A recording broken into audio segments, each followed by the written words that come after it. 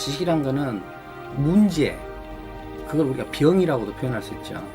문제를 해결한 결과들이에요. 그러니까 치료한다, 푼다 하는 말은 기본적으로 그 윤리적인 태도를 말하는 거예요. 제대로 된 지식인이라면은 기본적으로 윤리적이에요. 이게 자기한테 필요한 무엇을 찾으려고 하는 사람이 아니라 시대를 아파하는 사람이죠. 그걸 느껴야 돼요.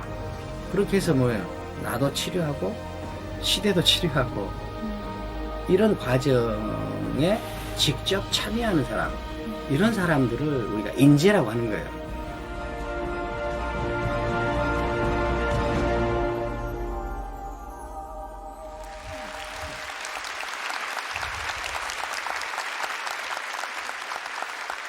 안녕하세요.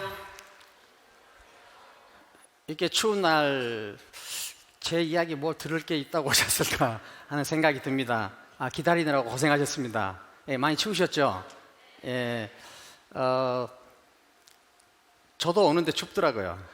예, 그래서 제가 오늘 여러분들하고 나눌 얘기를 정성껏 준비했으니까 우리 같이 좀 추위를 이기고 따뜻해지는 시간을 가지면 좋겠습니다. 오늘 저는 왜 배우는가라는 이제 그 질문을 가지고 나왔는데요. 우리 인간은 태어나면서부터 배웁니다. 그러니까 뭐 숟가락 드는 법부터 밥 먹는 것도 배워야 먹습니다. 그렇죠? 그 다음에 말하는 것도 배웁니다. 걷는 것도 배웁니다. 모든 과정이 다 배우는 과정이죠. 왜 배웁니까? 자기한테 아직 갖춰지지 않은 것들이 많기 때문에 배웁니다. 배운다는 것은 자기에게 아직 갖춰지지 않은 것을 갖춰가는 전 과정을 우리는 배운다, 이렇게 말할 수 있겠습니다. 그럼 우리에게 아직 갖춰지지 않은 것을 왜 우리는 갖추는가? 그건 생존을 하기 위해서예요. 가장 근본적인 차원에서는 생존을 하기 위해서죠. 그러니까 더 잘 배운 사람은 생존의 질과 양이 더 높고, 더 못 배운 사람은 생존의 질과 양이 낮을 수밖에 없죠. 자, 우리가 뭐 배우는데 빵 만들기를 배우고, 그 다음에 의자 만들기를 배우고, 글을 쓰기를 배웁니다. 그런데 예를 들어서 우리가 의자 만들기만 봐도 의자가 매우 중요한 것이라고 생각할 때, 의자를 만들 줄 아는 사람은 생존 능력이 크고, 의자를 만들 줄 모르는 사람은 생존 능력이 작기 때문에 의자를 만들지 못하는 사람은 의자를 만들 줄 아는 사람한테 종속될 수밖에 없습니다. 그렇죠? 의자를 만들 줄 아는 사람은 의자를 만들 줄 아는 사람보다 훨씬 주도적이고 자유롭습니다. 그러니까 우리가 배우는 목적은 우리의 생존의 질과 양을 증가시키기 위한데, 생존의 질과 양을 증가시키려고 하는 이유는 무엇이냐? 내가 누구에게 종속되는 양을 줄여서 내가 훨씬 더 자유롭기 위해서예요. 그래서 더 많이 잘 배운 사람은 자기 주도권이 커져서 생존력이 증가된 상태입니다. 그런 상태를 우리는 뭐라고 그러냐? 더 자유롭다, 이렇게 말합니다. 생존력이 덜 배운 사람, 할 줄 아는 사람이 적은 사람은 생존의 주도권이 자기한테 없기 때문에 더 많이 배운 사람한테 종속될 수밖에 없죠. 그러면 이런 사람들의 삶을 우리는 종속적이다, 이렇게 표현할 수 있습니다. 그러니까 넓은 의미에서 이야기한다면 우리가 배우는 목적은 근본적으로 더 잘 생존하기 위해서고, 더 잘 생존하는 사람을 자유롭다고 하는 거죠. 그래서 그런데 인간은 이렇게 더 잘 생존하기 위해서 다른 동물들하고 다른 생존 방식을 만들어냈어요. 자, 근데 우리가 배운다 할 때 일반적으로 우리 머릿속에 생각할 때는 어떤 지식을 배우는 것과 관련이 되죠. 저희 어머니는 저한테 가끔 내가 엉뚱한 짓을 하고, 사실 엉뚱한 짓을 하기에는 전혀 안 생겼는데 엉뚱한 짓을 하려고 할 때 저희 어머님은 저한테 배운 사람이 그러면 쓴다냐, 배운 사람이 그러면 쓴다냐, 이렇게 말씀을 하셨어요. 근데 내가 엉뚱한 짓이라는 것이 되게 나쁜 짓이고 되게 재밌는 짓이거든요. 그래서 우리 어머니가 나한테 배운 사람이 그러면 쓴다냐 이러면은 내가 어떤 책임감을 갑자기 느끼게 돼요. 나는 배운 사람이구나. 그러면은 안 되는구나. 그럴 때 우리 어머니가 말씀하시는 배운 사람이 그러면 쓴다냐, 이 말 때 배운 사람은 어떤 글 공부를 한 사람, 이런 사람을 가리킨 것 같아요. 왜? 우리 어머님은 학교를 안 나오셨기 때문에 당신은 항상 못 배운 사람이라고 이야기하시거든요. 그러니까 우리 어머니 속에서 나는 배운 사람이고 우리 어머니는 못 배운 사람이라고 할 때 나는 글 공부를 한 사람이고 어머니는 글 공부를 하지 않은 사람이에요. 다른 말로 하면은 나는 지식이 있는 사람이고 어머니는 지식이 없는 사람이다, 이렇게 생각하신 것 같아요. 자, 우리는 그러면은 왜 그런 지식을 쌓게 됐는가? 그건 인간이 호모사피엔스가 훌륭하고 영특해서 그래요. 인간이 제일 처음에 다른 동물들과 견주어서 살 때 인간이 하는 일 중에 제일 원초적인 일, 그러니까 지적으로 제일 처음 시작한 일이 뭐겠어요? 인간이 지적으로 제일 처음 시작한 일은 구분하는 일이에요. 구분. 그러니까 적군과 아군을, 적과 나를 구분해야 될 거 아니에요. 적과 친구를 구분해야 되고, 그 다음에 먹을 것과 못 먹을 것을 구분해야 되죠. 그렇죠? 그러면 왜 구분을 해야 될까요? 구분을 하는 것과 구분을 하지 않는 것 가운데 구분을 한 것이 우리 생존에 더 이익이기 때문에 그래요. 구분을 해서 먹을 것과 못 먹을 것을 구분해 놓은 상태, 구분할 줄 아는 사람의 생존력과 먹을 것과 못 먹을 것을 구분할 줄 모르는 사람의 생존력은 다를 수밖에 없죠. 먹어서는 안 될 것을 먹어서 죽을 수도 있잖아요. 그러면 이제 우리가 생존을 하려면은 먹을 것과 못 먹을 것을 구분한다고 할 때 먹어서 죽을 것, 먹으면 안 되는 것을 나만 알고 있는 것과 내 주위에 있는 친구들, 가족들이 알고 있는 것은 큰 차이가 있겠죠. 그러니까 가족들, 친구들까지 모두 알면, 그 다음 내 후손들까지 모두 알면은 생존이 더 집단적으로 더 나아지는 거 아니에요. 그러니까 어떻게 돼요? 이 구분을 계속 전승시킬 어떤 시스템을 가져야 되겠죠. 그래서 어떻게 돼요? 그것이 바로 지식이에요. 지식을 계속 전승시키기 위해서, 그 구분하는 그것을 전승시키기 위해서 이렇게 뭐예요? 근데 우리가 그것을 지적 체계로 만들어서 계속 전승시키죠. 자, 구분을 한 다음에 구분을 했어요. 자, 그러면 우리가 지식을 왜 갖느냐? 자, 숫자를 가지고 얘기해 보죠. 이것은 우리가 2라는 숫자를 보죠. 2. 손가락 하나와 이 손가락 하나도 2죠. 그렇죠? 이건 그렇게 어려운 게 아니에요. 그 다음에 서강대학과 세종대학을 합쳐도 2죠. 한국과 미국을 합쳐도 같이 놔도 2예요. 달과 지구도 2예요. 자, 그러면 이 지구상에 2라는 숫자로 표현할 수 있는 거는 몇 가지가 있겠어요? 무한대로 많죠. 무한대로 많아요. 그런데 무한대로 많은 2라는 경우를, 이 무한대로 많은 2라는 경우를 2라는 숫자 하나로 표현할 수 있죠. 그러니까 우리가 2라는 경우를 하나 말하는 것보다 2라는 숫자 하나로 말하는 것은 훨씬 경제적이죠. 훨씬 효율적이에요. 그 다음에 3이라는 숫자도 똑같겠죠. 자, 그러면 2 더하기 3 하면은 무한한 이 경우와 무한한 이 경우를 합치는 이 경우는 더 무한해지겠죠. 이 경우를 2 더하기 3이라고 그래요. 그 다음에 어떻게 돼요? 2 더하기 3 이렇게 연산뿐만이 아니라 나중에 어떻게 돼요? 여기 앞에다가 x, 2x 뭐 이거 내가 아주 풀기 싫어하는 건데 2x 막 붙어가지고 뭐예요? 방정식으로 만들죠. 그러면은 표현하는 경우가 더 넓어지죠. 자, 숫자를 아는 사람과 모르는 사람의 차이가 느껴지시죠?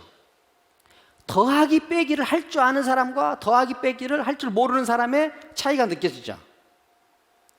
방정식을 풀 줄 아는 사람과 방정식을 풀 줄 모르는 사람의 차이가 느껴지죠? 방정식도 5차 방정식 풀 줄 아는 사람과 2차 방정식 풀 줄 아는 사람의 차이가 느껴져요. 이 차이가 뭐예요? 자기 경험을 통제할 수 있는 능력의 차이예요. 자기 경험을 통제할 수 있는 넓이와 범위의 차이예요. 5차 방정식을 풀 줄 아는 사람과 연산을 할 줄 아는 사람 사이의 이 차이는 뭐냐? 자기 경험을 통제할 수 있는 능력의 차이예요. 자, 이 계산 차원이 아니라 더 넓은 차원입니다. 기하까지 올라가요.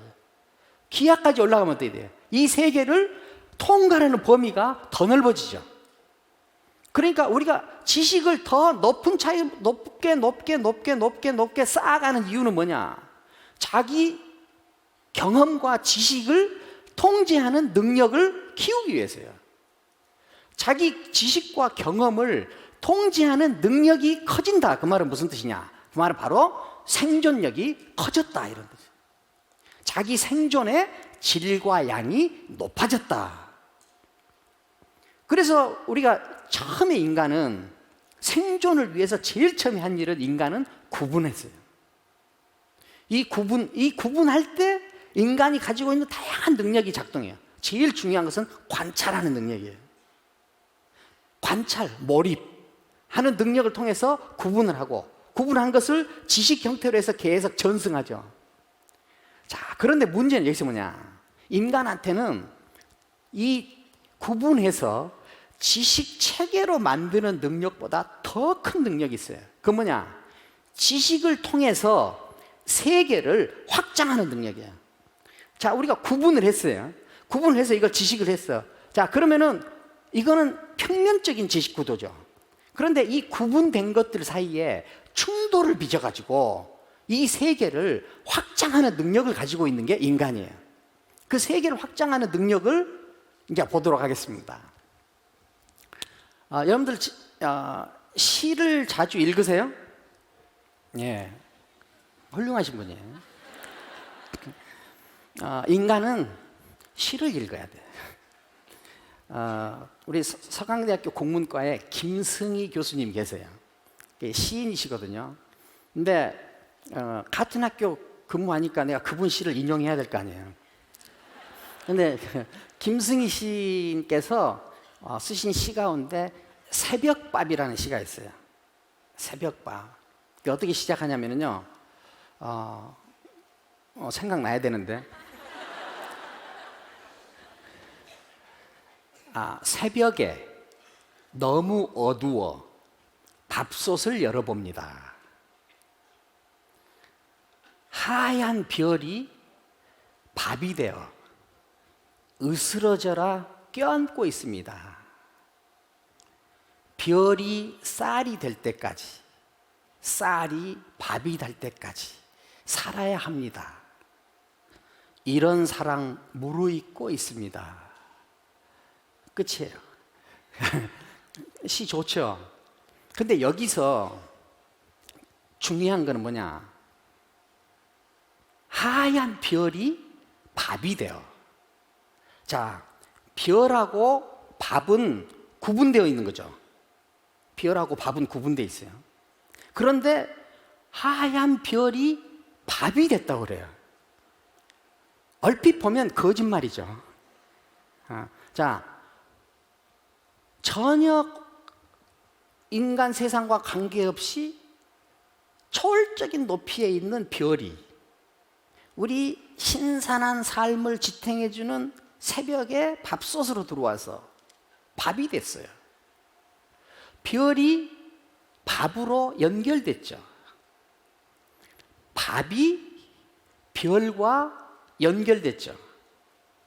저 높은 곳에 별빛이 밥으로 내려왔고, 신선한 삶을 지탱해주는 밥은 별로 상승했어요. 그래서 이렇게 서로 연결이 되면서 별은 그 이전의 별이 아닌 새 별이 됐죠. 밥과 연결된 별이 됐어요. 밥은 그 이전의 밥이 아니에요. 그 이전에 밥이었던 밥이 자기 아이덴티티를 포기하고 별 쪽으로 열어졌어요. 그래서 뭐예요? 별과 연결된 새로운 밥이 됐어. 그래서 뭐예요? 밥은 여기 있어요. 밥은 별로 연결되고 별은 밥으로 연결됐어요. 이것을 뭐라고 그러냐? 이것을 은유라고 그래요. 은유. 은유라고 하는 것은 뭐냐? 전혀 이질적인 것 안에서 동질성이 발견돼 가지고 연결되는 일, 이것을 우리가 은유라고 그래요. 전혀 이질적으로 구분된 것이 그 안에서 동질성이 발견돼 가지고 서로 연결되면은 별은 새로운 별이 되고 밥은 새로운 밥이 돼서 새로운 세계가 열린 거죠.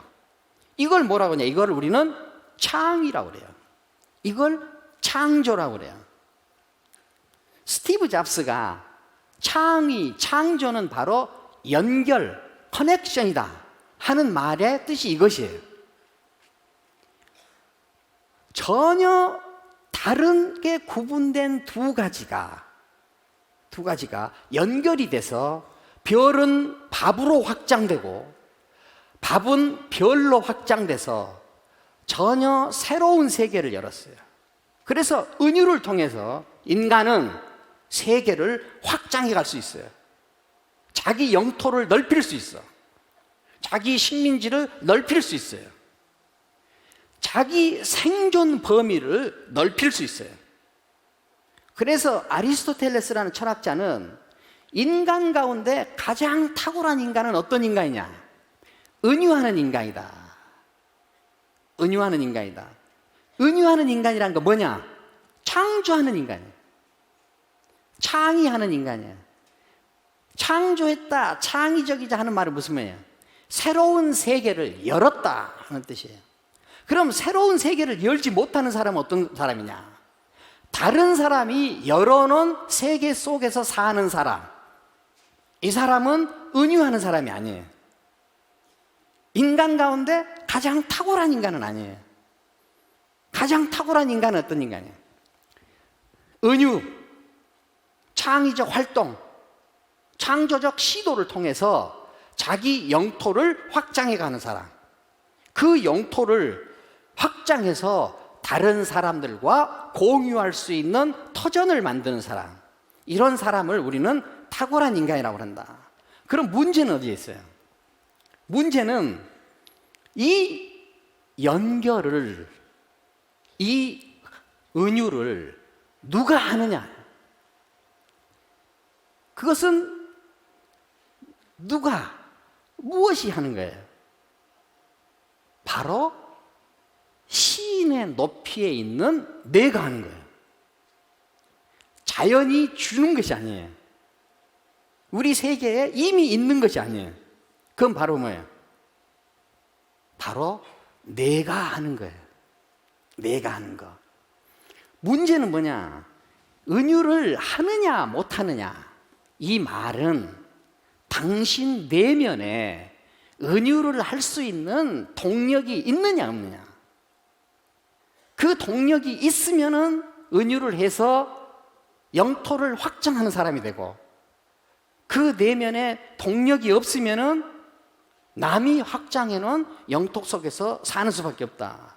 자, 남의 영토 속에서 사는 사람을 우리는 종속적이라고 그러고, 자기가 확장한 영토 속에서 사는 사람을 우리는 자유롭다. 자유롭다. 우리가 지식을 쌓는 이유는 확장된 영토 속에서 살기 위해서가 아니라 그 지식을 바탕으로 해서 내 영토를 확장하기 위해서 그래요. 그러면은 이 영토를 확장해 간다 하는 말은 지식이 확장해 간다 하는 뜻이죠. 그렇죠? 영토를 확장하지 못한다 하는 말은 이미 있는 영토 속에서 살 줄만 안다. 자, 우리나라는 지금까지 지식 생산국이었어요? 지식 수입국이었어요? 우리나라는 아직까지 아무래도 지식 수입국 쪽에 가까워요. 우리나라는 아직 지식 생산국이 아니에요. 그 말은 무슨 말이냐?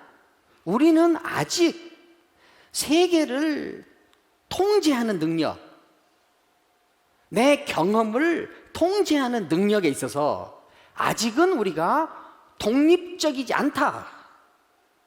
아직은 우리가 자유롭지 않다. 자유롭지 않다. 지식을 다른 사람들이 확장해놓은 지식을 갖다 썼지, 우리가 지식을 확장해서 다른 사람들한테 쓰게 해주진 아직 못했다는 거예요. 그런데 우리는 지식을 수입해서 산 나라로서는 이미 할 일을 다 했어요. 그 가장 높은 단계에 도달했어요. 그것이 바로 중진국 상위 레벨이라고 할 수 있어요. 자, 이 높이에 도달한 우리가 이제 해야 될 일은 뭐냐? 지식 수입이 아니라 이제는 지식을 생산하려는 도전에 나서야 될 때다. 왜? 우리가 지식을 생산하려는 도전에 나서지 않으면 우리는 여기까지밖에 살다 갈 수가 없기 때문이다. 그러면은 지식을 생산한다는 것은 그러면은 어떤 의미인가, 그걸 보도록 하죠. 시간은 계속 가는데 제가 실수가 거의 없어가지고 여러분들 즐겁게 해주질 못하고 있어요. 자, 서둘러 실수를 하겠습니다. 우리가 아까 저기 영상에서 잠깐 나왔는데 그 이야기를 좀 더 풀어서 하죠. 우리가 알고 있는 지식이라는 게 있죠. 우리가 알고 있는 지식. 이 지식은 사실 모두 다 생존을 잘하고 생존을 강하고 생존을 효율적으로 하려고 한 시도 속에서 나온 것들이에요. 우리가 생존을 더 잘하려고 시도하다 보면은 어떤 문제들에 부닥치게 되죠. 그렇죠? 어떤 문제들에 부닥치게 돼요. 그래서 그 문제들에 부닥쳐서 어떻게 돼요? 그 문제를 해결하려고 시도하겠죠.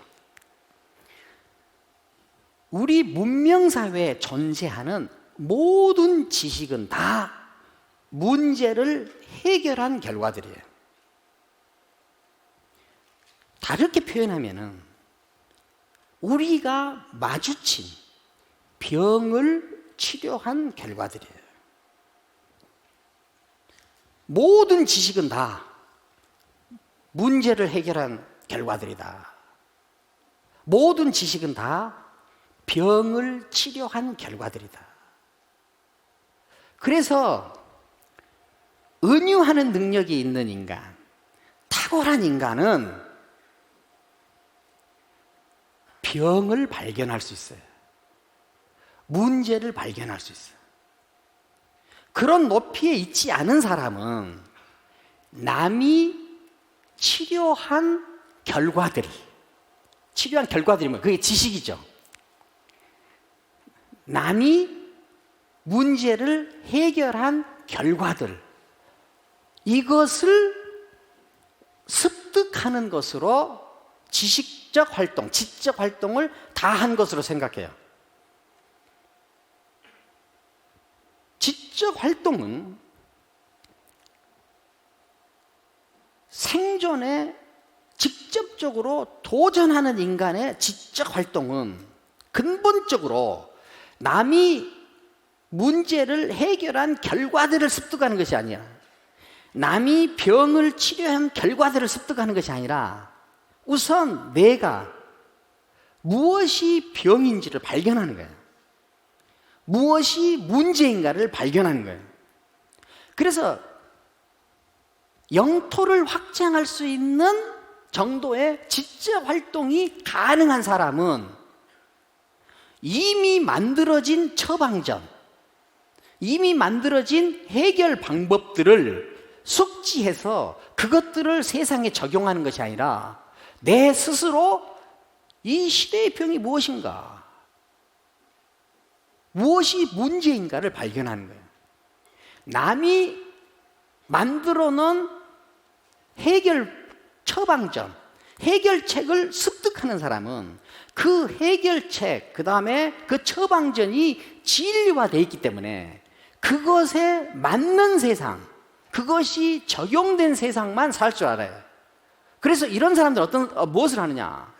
이 세계에, 여기에, 이 세계가 이 처방전에 맞도록 작동할 것이라고 믿어요. 이 처방전에 맞는 것, 그것을 뭐라고 하느냐? 그것을 정답이라고 생각해요.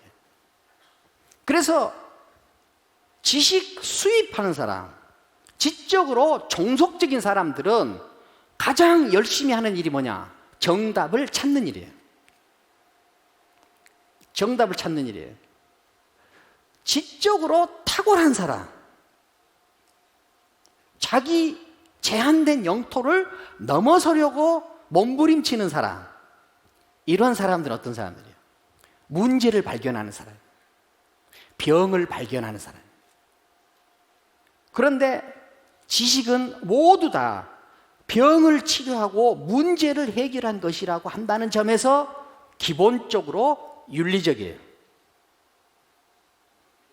그 다음에 내가 발견한 그 병이 나에게만 해당되지 않고 우리 모두에게 해당된다는 점에서 그것은 기본적으로 공적이에요. 그래서 지적으로 탁월성을 추구하는 사람, 지적으로 영토를 확장하려는 시도를 하는 사람들은 공적 훈련, 윤리적 훈련을 받을 수밖에 없어요. 그래서 지적 탁월성과 윤리적 민감성, 공적 헌신성이 한 덩어리가 되는 거예요. 그런데 만들어진 해결책을 습득해가지고 그것을 적용하려고 하는 사람들은 이 공적이고 윤리적인 훈련을 받을 기회가 줄어든 거죠. 그래서 왜 이런 지적인 진보가 일어나는 나라, 그런 나라를 우리는 일반적으로 선진국이라고 하는데, 선진국은 왜 창의적인 활동도 더 활발하고 지적인 도전도 더 활발하고 사람들도 더 윤리적이고 왜 더 공적 헌신성이 발휘되는가? 그건 뭐예요? 그런 시도를 통해서 그런 것들이 동시에 함양될 수 있기 때문에 그래요. 우리는 보통 지적 훈련을 통해서 어떤 무엇인가에 대해서 안다고 그래요. 어떤 무엇인가에 대해서 안다. 근데 안다는 건 뭐예요? 안다는 것은 배워가지고 그것을 지적으로 이해하게 된 것, 그것을 우리가 안다고 그러죠. 그런데 종속적 암 속에 빠진 사람들은 어떤 것에 대해서 지적으로 이해하는 것을 안다고 그래요. 그러면 어떻게 돼요? 이 알은 과거 지향적일 수밖에 없죠. 이미 있는 것을 지적으로 이해하는 것을 안다고 하면은 그 아는 것 이상을 넘어설 수 없어요. 이것은 알미 아니에요. 우리가 은유가 가능하고 영토를 확장하는 일이 가능하고 그래서 지식을 생산하는 일이 가능한 사람들한테 안다는 건 뭐냐? 어떤 것에 대해서 지적으로 이해하는 것이 아는 것이 아니라 이미 알고 있는 것을 바탕으로 해서 모르는 것으로 넘어가려고 발버둥 치는 일, 이것이 한 세트로 아는 행위예요. 안다는 것은 어떤 것에 대해서 지적으로 이해하는 것이 아는 것이 아니에요. 우리가 알을 행하는 일은 뭐냐? 안다는 일을 하는 일은 아는 것을 바탕으로 해서 모르는 것으로 넘어가려고 발버둥 치는 거. 아는 것을 바탕으로 해서 모르는 것으로 발버둥 친다 하는 것은 뭐냐면 자기 영토 밖으로 뛰쳐나가려고 한다. 은유하려고 한다. 그러면 아는 것을 바탕으로 해서 넘어가려고 한다. 자, 왜 우리가 이 어떤 지적인 시도가 계속 일어나는 나라는, 다른 말로 하면은 아는 것을 바탕으로 해서 모르는 것으로 넘어가려는 시도가 계속 일어난다는 거죠. 그런데 어떤 이미 형성된 지식을 수입해서 사는 사람들한테는 그 수입한 그것을 이해하면 아는 행위가 다 끝나버려요. 자, 아는 것을 바탕으로 해서 모르는 것으로 넘어가려는 시도가 있어야 되는데, 아는 것을 바탕으로 해서 넘어가려는 시도는 왜 잘 일어나지 않을까요? 왜 잘 일어나지 않아요? 겁을 내기 때문에. 왜 겁을 내요? 아는 것 속에서 사람들 어떻게 돼요? 편안하죠. 안전감을 느껴요. 그런데 아직 모르는 것으로 넘어가려 한다는 것은 뭐예요? 알려지지 않은 것으로 가기 때문에 어떤 게 돼요? 먼저 불안해지죠. 불안해져요. 무서워져요. 그래서 고정된 지식, 수입된 지식에 익숙한 사람들은 항상 안전을 추구해요. 안전을 추구해요. 그 다음에 견적이 분명하게 나와야 돼요. 그렇지 않고 영토를 확장하고 새로운 지식을 창출하는 시도를 하는 사람들은 아는 것을 바탕으로 해서 모르는 것으로 넘어가려는 시도를 하는데, 모르는 것이 주는 이 불안감을 감당하는 사람들이에요. 이 불안감을 감당하고도 하는 행위, 불안함에도 불구하고 하는 행위, 이걸 우리는 뭐라고 하냐? 이거를 용기라고 그래요. 용기를 발휘해서 아직 알려지지 않은 위험하게 보이는 그곳으로 건너가려는 일, 이걸 우리는 뭐라고 그러냐? 이거를 모험이라고 그래요. 모험이라고 합니다. 자, 그러면은 우리가 영토를 확장하고 지식을 생산하고 이렇게 해서 생존력을 증가시키는 이 일이 지식 차원의 일인가? 이렇게 따져보면은 절대 지식 차원의 일이 아니다. 그러면 어떤 차원의 일이에요? 용기의 차원이에요. 용기의 차원. 모험을 하느냐 하지 않느냐의 차이. 모험을 하느냐 하지 않는 차이. 도전하느냐 하지 않느냐의 차이. 이번에 그 일본에서 그 노벨 생리학상을 받은 분이 계세요. 근데 그 노벨 생리학상을 받은 그분이 하시는 말씀이 이렇게 말씀하시더라고요. 과학은 도전이다.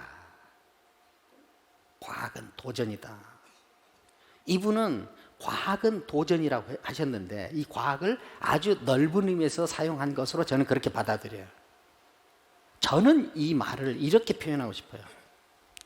모든 지적 활동은 도전이다. 생존력을 증가시킬 수 있는 모든 활동은 다 무엇이냐? 도전이다. 그래서 인간을 지적으로 탁월하게 만드는 일, 이것은 좀 엉뚱하게 들릴 수도 있지만 지식 범위의 일이 아니에요. 그 사람의 문제, 그 사람이 용기가 있느냐 없느냐, 도전하느냐 하지 않느냐, 모험을 감당하느냐 감당하지 않느냐, 이것이 이 사람을 지적으로 탁월하게 만드느냐 탁월하게 맞지 않느냐. 저는 요즘 여러 사람들을 만나서 다양한 질문을 받습니다. 밖에서 제가 이 건명원이라는 학교를 운영하고 있습니다. 그런데 많은 분들이 저한테 이렇게 물어요. 건명원이 성공할 가능성이 있느냐 없느냐. 왜 그것이 그렇게 궁금한지 저는 알 길이 없어요. 그렇지만 가능하느냐 가능하지 않느냐. 저는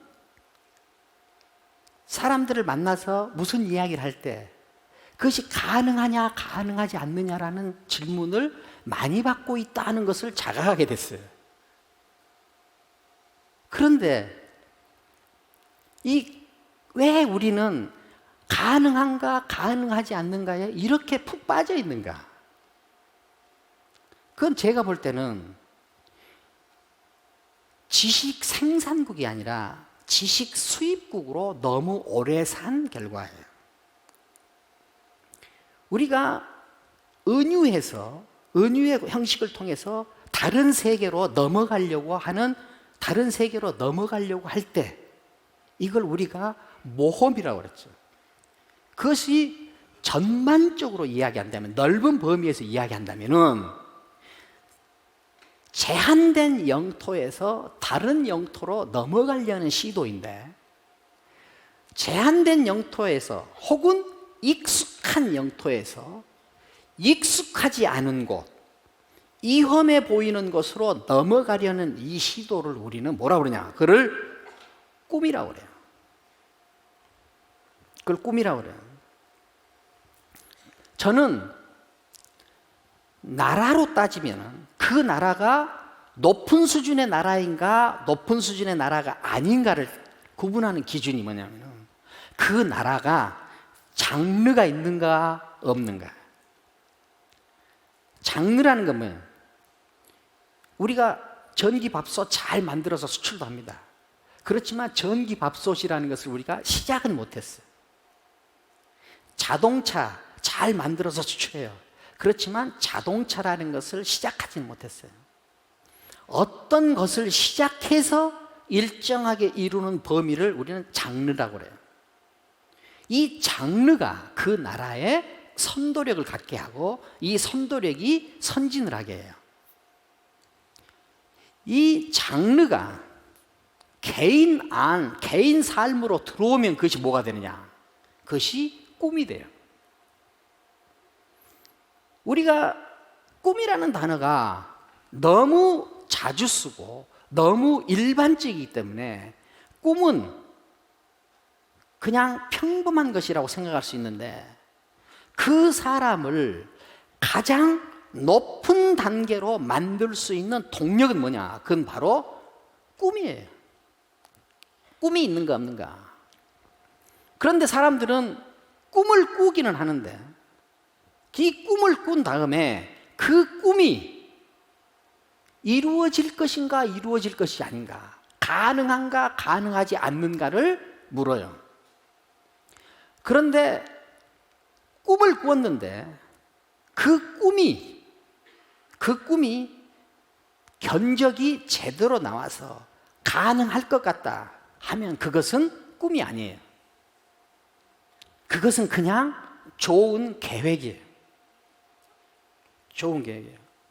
꿈은 불가능해 보일 때 비로소 그것이 꿈이에요. 왜 그러느냐? 꿈은 이 영토에서 저 영토로 넘어가는 일이에요. 익숙하고 편안한 이 영토에서 험난할지도 모르는 그 불안한 저 영토로 넘어가려는 것을 우리는 꿈이라고 그래요. 그런데 저 꿈은 아직 이 영토의 문법으로는 해석이 안 되는 거예요. 이 영토의 문법으로 저 영토의 꿈이 해석이 된다. 그러면은 저 영토로 넘어가 있는 것이 아니에요. 그래서 이 견적이 정확히 나오는 가능성에 있는 꿈은 꿈이 아니고 그냥 좋은 계획일 뿐이다. 이 좋은 계획은 왜 우리가 좋은 계획에만 그렇게 빠지는가? 그건 용기가 없기 때문에 그래요. 우리가 무모하지 않기 때문에 그래요. 다른 말로 하면은 우리가 꿈을 잃었기 때문에 그래요. 우리 오늘 이 이야기를 하고 난 다음에 우리 각자 숙제를 갖기로 하죠. 집에 돌아가셔서 모두 다 조용히 한번 생각해 보세요. 나는 계획적으로 살고 있나? 꿈을 추구하며 살고 있나? 나한테는 어떤 꿈이 있는가? 나한테는 어떤 꿈이 있었던가? 내가 꾸었던 그 꿈은 지금 어디에 가 있는가?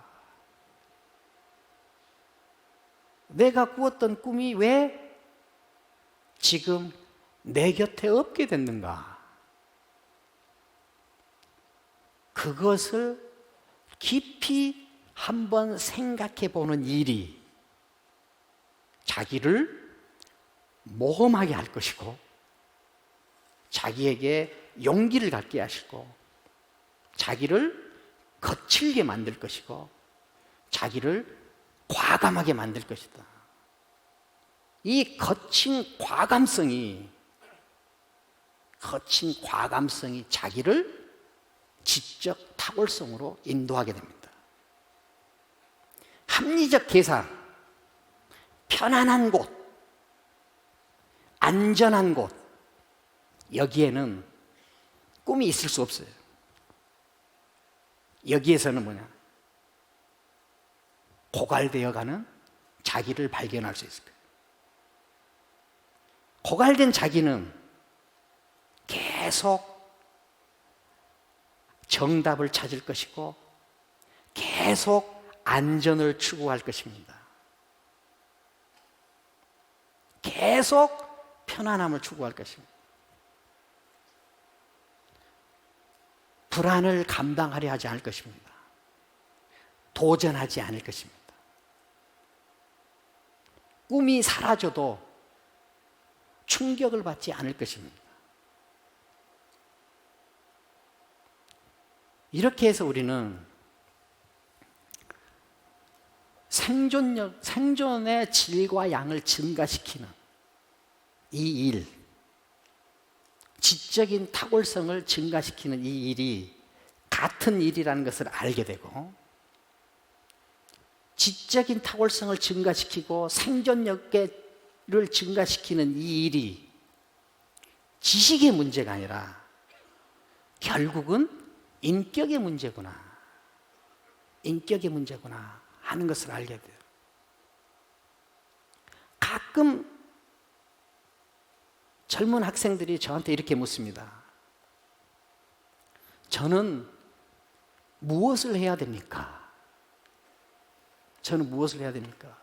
그걸 왜 나한테 묻는지 알 길이 없어요. 그러면 저는 이렇게 말합니다. 네가 무엇을 해? 네라고 이렇게 안 합니다. 당신이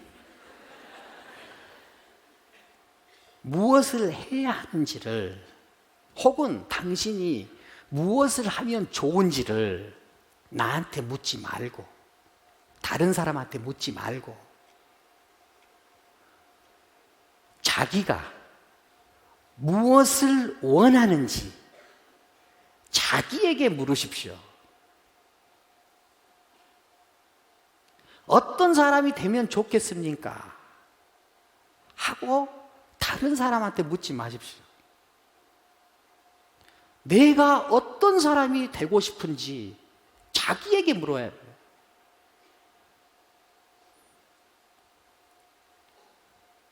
왜? 모든 탁월성, 모든 완벽함, 모든 확장성, 이것이 다 어디에서부터 출발해요? 자기 내면에서 출발해요. 자기로부터 출발해요. 용기를 발휘하지 않느냐, 발휘하지 않느냐, 과감하냐, 하지 않느냐, 모험을 하느냐, 하지 않느냐. 그래서 결국은 인생 자체가 탐험이다. 탐험입니다. 모험을 감당하는 수밖에 없다. 왜? 짧은 인생, 자기로 살다가는 일은 그 길밖에 없기 때문에. 감사합니다. 네.